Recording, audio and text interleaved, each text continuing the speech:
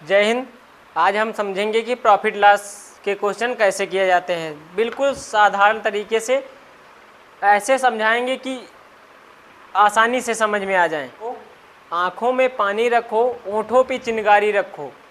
आँखों में पानी रखो, ओंठों पे चिनगारी रखो। जिंदा रहना है तो तरकीबें बहुत सारी रखो। राह के पत्थर से बढ़कर कुछ नहीं है मंजिलें, रास्ते आवाज़ देते हैं सफ़र जारी रखो। अब देखते हैं प्रॉफिट लॉस, है ना। यहाँ पे समझो क्या होता है प्रॉफिट एंड लॉस। लाभ और हानि, ठीक, ये बताना है।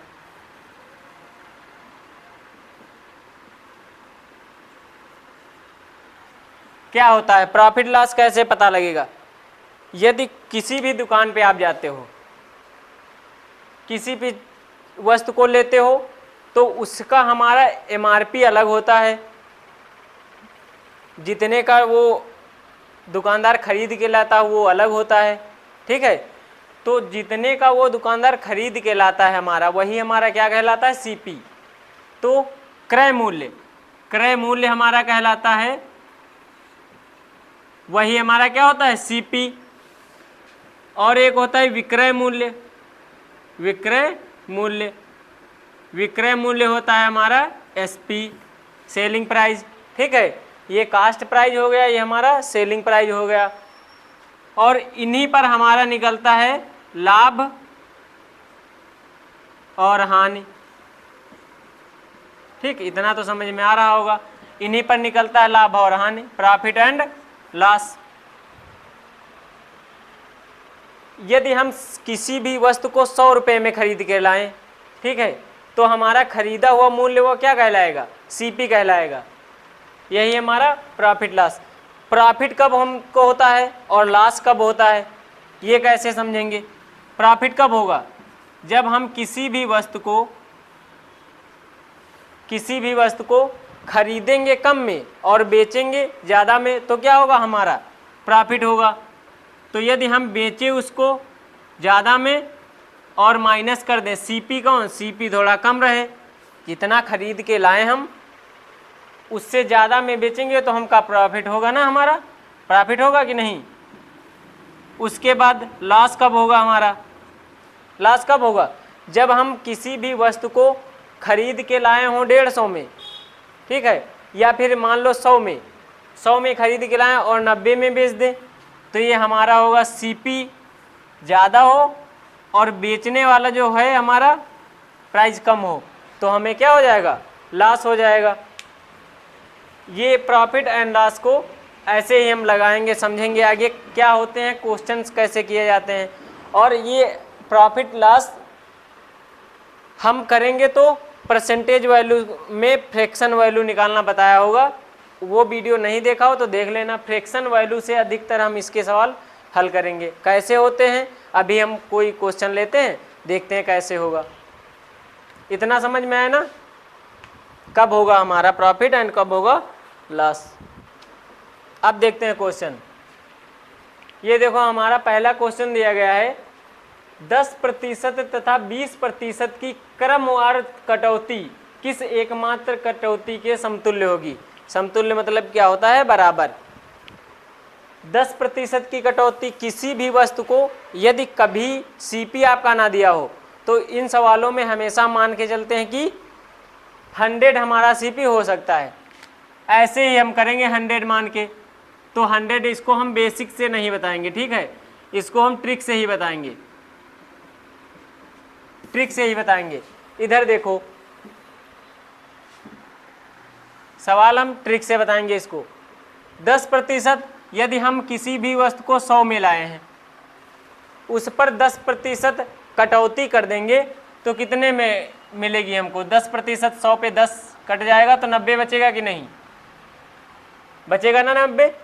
और उसके बाद उस 90 पे जितना हमको बचा हुआ है, अभी 90 बचा, 90 पर कितना, 20%, क्रमवार कह रहा है तो क्रम से उस पर कटौती करते जाओ। तो इस पर 20% कट कर देंगे, तो 20% का मतलब 100 से हम कट करेंगे तो 80/100, ठीक। अब इस पर हम कम करेंगे, 2 जीरो यहाँ से, 2 जीरो यहाँ से कैंसिल हो जाएंगे, मल्टीप्लाई कर दो कितना आएगा 72। 2 हमारी क्रमवार छूट होगी। ऐसे तीसरी चौथी कोई भी छूट दिया हो, क्रमवार दिया हो तो उसको हम लेते चले जाएंगे पीछे क्रम से, ठीक है। 100 से हमारा क्या हो रहा है 72, तो कितना हमारा कमी हो रही है 28%। तो यही हमारी क्या होगी कमी हो जाएगी, ठीक है। ये हमारा क्या दिया गया है 28%। फिर से देखो कटौती, यदि क्रमवार कटौती किसी भी सवाल में कह रहा है तो हम सबसे पहले 100 CP मान के चलते हैं। CP को ले लिया, उसके बाद 10% कट कर दिया, 90 बचा, और फिर 90 पर क्रमवार काटेंगे तो 90 पर कटौती करेंगे 20% की, और प्रतिशत हमेशा 100% के बराबर होता है, ये तो पता ही होना चाहिए। ये 80/500 हो जाएगा, इसी को हम काटेंगे 9×8 72, 100 से कितना 72 हुआ, कितना कम हुआ 28%, ठीक है। ये सवाल हो गया हमारा। नेक्स्ट देखते हैं कैसे होगा। अभी सवाल जितने भी करेंगे फ्रैक्शन वैल्यू से, फ्रैक्शन वैल्यू पता होनी चाहिए। ये सवाल है, किसी ग्राहक को एक मोटरसाइकिल जिसका अंकित मूल्य क्या होता है, जिस पर MRP होता है, ठीक है, 40,000 रुपये है। खरीदने के बाद यदि 40,000 में हम खरीद लें किसी भी वस्तु को, 44,800 में देने पड़ते हैं। यदि खरीदने के लिए कोई भी वस्तु का MRP है हमारा इतना, और उसको यदि खरीदने के लिए हम खरीद रहे हैं तो इतना देना पड़ता है। मोटरसाइकिल का बिक्री कर की दर क्या होगी, दर क्या होता है प्रतिशत, कितने प्रतिशत बढ़ोतरी होगी हमारी।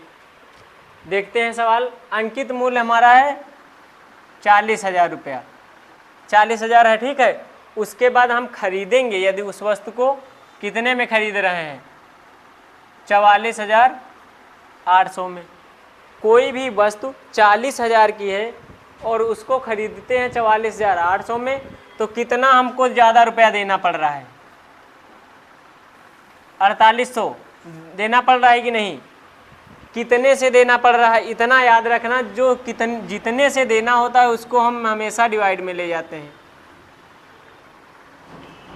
परसेंटेज के लिए हमेशा 100 से मल्टीप्लाई करा देते हैं। कट कर दो इनको, 4 जीरो है नीचे, 4 जीरो ऊपर से हम हटा देंगे। 48/4 इतना बचा ना, 4 से डिवाइड कर दो इसको तो 1 और 2। 12% हमारा क्या हो रहा है बढ़ रहा है, MRP से 12% बढ़ोतरी हो जा रही है, हमारा 12% सही होगा। ये हमारा राइट आंसर हो जाएगा, ठीक है। समझ में आया ना। ये हमारा नेक्स्ट सवाल है।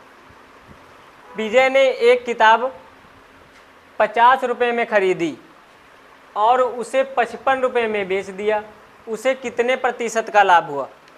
अब किताब खरीद रहा है 50 रुपये की, उसको बेच दे रहा है 55 रुपये में, तो आसानी से लगा सकते इतने इतने छोटे सवाल। हमारा CP कितना है, खरीदा 50 में, बेचा 55, SP किया ना, तो कितना प्रॉफिट हुआ। ये देखो CP लिख देते हैं और SP लिख देते हैं समझने के लिए, बस इसको तो माइंड में करेंगे। 50 रुपये का उसका हमारा क्रय मूल्य है, बिक्री जो हो रही उसकी 55 की हो रही।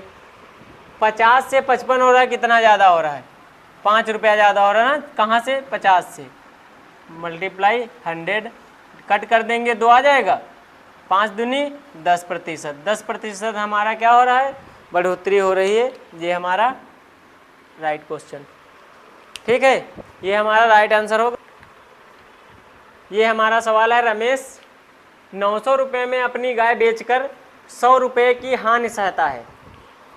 अब कोई भी वस्तु आप बेचने जाओ, बेचने गए, अब 900 रुपये में बेचने पर उसको 100% की हानि हो, 100 रुपये की हानि हो गई, तो वो कितने रुपए सोच के आया होगा बेचेंगे, ये तो बता सकते हो ना। 900 रुपये में बेचा और 100 रुपये की हानि हो गई, तो सोच के आया होगा कि हम 1000 रुपये का बेचेंगे, तो उसका CP कितना होगा। अब ऐसे CP निकाल सकते हैं ना, कितना CP होगा। सीपी निकाल सकते हैं ना इससे। तो सीपी हमारा होगा 1000, होगा कि नहीं? सीपी हमारा 1000 हो गया और उसको 100 रुपये का क्या है, हानि हुई थी, 100 रुपये की हानि हुई थी। सीपी हमारा 1000 था, मल्टीप्लाई करते हैं तो 0 यहाँ से 3 काट देंगे, कितना बचेगा? 10%। ये हमारा 10%, ठीक है। नेक्स्ट देखते हैं।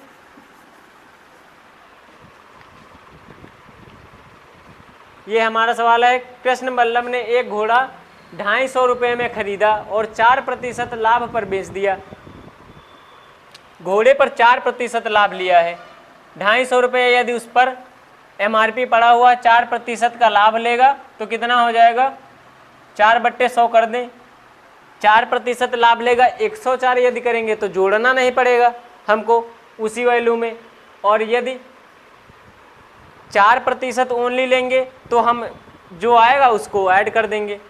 तो देखते हैं, यहाँ से 1 0 यहाँ से कट गया, 5 से काटो, 5 दूनी 10, ये 5 5 25 हो जाएगा। 2 से काटेंगे कितना आएगा? 2 दूनी 4। अब यहाँ से कितना आ गया? 5 दूनी 10 आ गया कि नहीं? अब 10 रुपये हमारा बढ़ रहा है ना। खरीदा था 250 में, अब 10 बढ़ा देंगे तो कितना आ जाएगा? 250 और 10 260। घोड़े का विक्रय मूल्य 260 रुपया होगा। यही हमारा क्या होगा? आंसर। कुछ करना नहीं होता इन सवालों में, बस कितना हम सोच सकते हैं, कितनी दूरी तक, ये हमको बताना होता है। ये हमारा लिखा हुआ है 4 सुधा, ये हमारा गलत हो गया सवाल, ठीक है। 4 सुधा नहीं, सुधा 1 हो, 2 हो, 3 हो, 4 हो, कोई दिक्कत नहीं है हमको तो सवाल से मतलब है। सुधा ने एक गुड़िया 500 रुपये में खरीद कर 15% की हानि पर बेच दिया। अब एक गुड़िया यदि खरीद रहे हैं हम 500 में, सीपी उसको हम खरीदे हैं 500 में ना,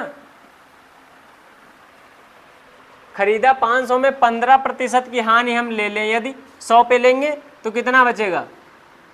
85 होगा कि नहीं? 85/100 रख लें, 15% की हानि हो गई, बस इसको हम क्या कर देंगे? कट कर देंगे। 5 25 का 5 हासिल 2 आएगा, 8 40 2 42। कितने में बेचा होगा? विक्रय मूल्य कितना इसका होगा? 425। ये हमारा 425 दिख रहा है ना, 425 हमारा विक्रय मूल्य होगा। नेक्स्ट सवाल है हमारा, देखो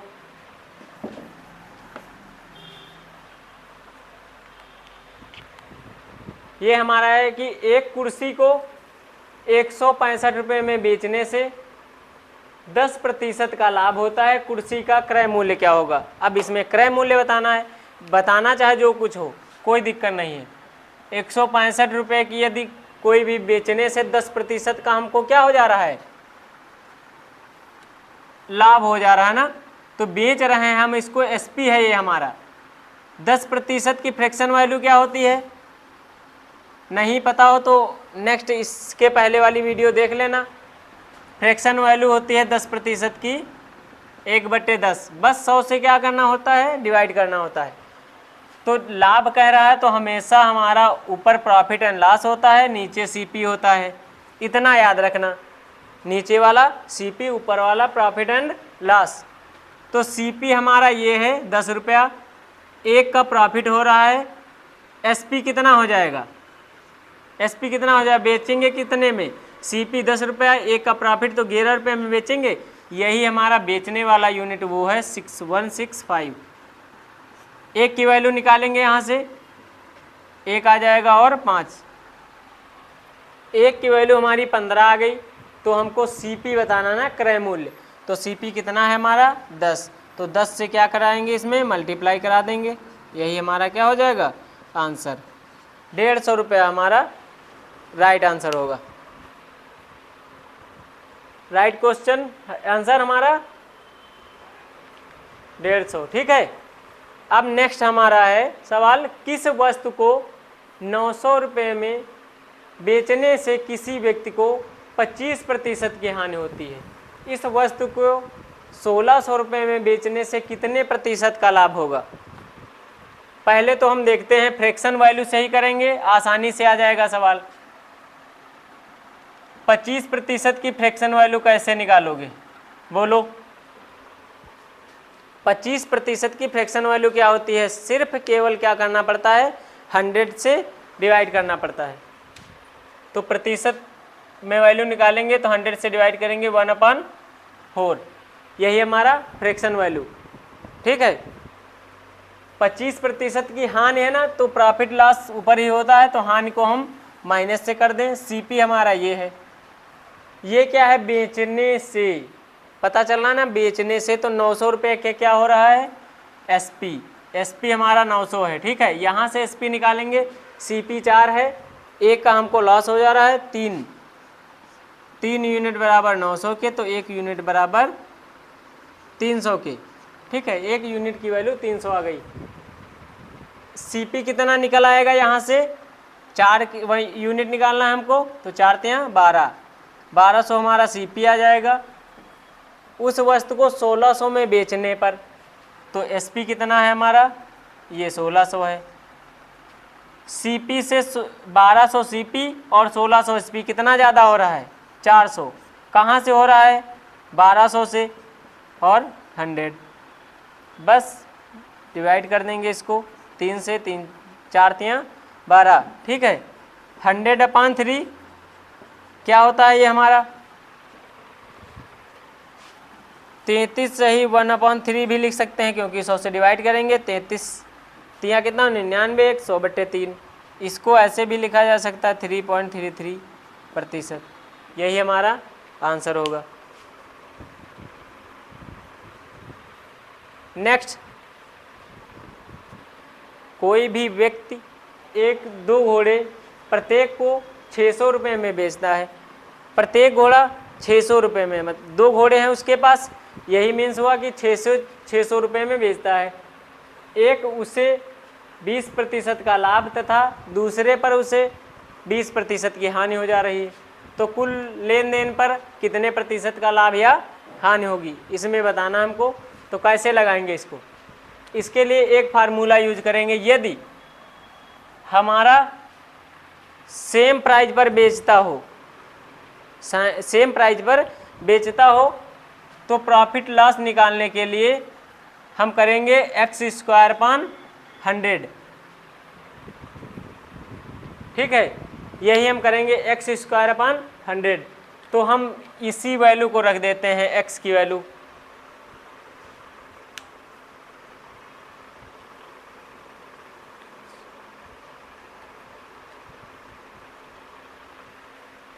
टेक्निकल प्रॉब्लम है थोड़ा। ठीक है, ये देखो x की वैल्यू हम रख देंगे यहाँ पे, तो कितना है? 20%। तो 20 का स्क्वायर, सेम हमारा प्रतिशत होना चाहिए, बस ये याद रखना, सेम है। तो 20 का स्क्वायर/100, 20 का स्क्वायर कितना होता है? 400 और 100 डिवाइड, कट कर देंगे इसको 4%। यही हमारा क्या हो जाएगा? आंसर। ये 4% हमारा आंसर दिया गया है, यही हमारा आंसर हो जाएगा। अब देखते हैं नेक्स्ट, लास्ट क्वेश्चन हमारा है। अभी आसान इसलिए करा रहे हैं कि क्योंकि क्लास फर्स्ट है, तो इसमें आप समझ जाओगे तो कैसे होता है। उसके बाद सभी हाई लेवल के क्वेश्चन करवाएंगे। यदि 26 वस्तुओं का क्रय मूल्य 25 वस्तुओं के विक्रय मूल्य के बराबर है, ये छोटे से सवाल होते हैं। देखो 26 वस्तुओं का क्रय मूल्य, क्रय सीपी किसके बराबर है? 25 वस्तुओं के विक्रय मूल्य मीन्स एसपी के बराबर होगा। हमारा हमेशा फार्मूला क्या चलता है? CP/SP। अब इसके साथ मल्टीप्लाई साइन होता है। CP कितना है? 25, SP कितना है? 26। ये चीज़ याद रखना, यदि ये दिखे आपको मल्टीप्लाई में चीज़ें, तो दूर दूर का मल्टीप्लाई और पास पास का मल्टीप्लाई होता है, वही हमारा क्या होता है? CP और SP। तो यहाँ पे लिखेंगे CP/SP। आगे CP कितना है? 25, SP कितना है? 26, है कि नहीं? 25 से 26 हो रहा है, कितना बढ़ रहा है? 1। कहाँ से बढ़ रहा है? CP से हमेशा बढ़ेगा। 25 मल्टीप्लाई 100, इसी को डिवाइड कर देंगे, कितना आ जाएगा? 4%। इतना समझ में आया कि नहीं? बताए हैं, सब ट्रिक ही यूज किया है, लेकिन बहुत छोटे क्वेश्चन, छोटे छोटे क्वेश्चन यूज किया है। अब नेक्स्ट क्लास में इससे भी हाई लेवल के क्वेश्चन करवाएंगे। तब तक के लिए जय हिंद।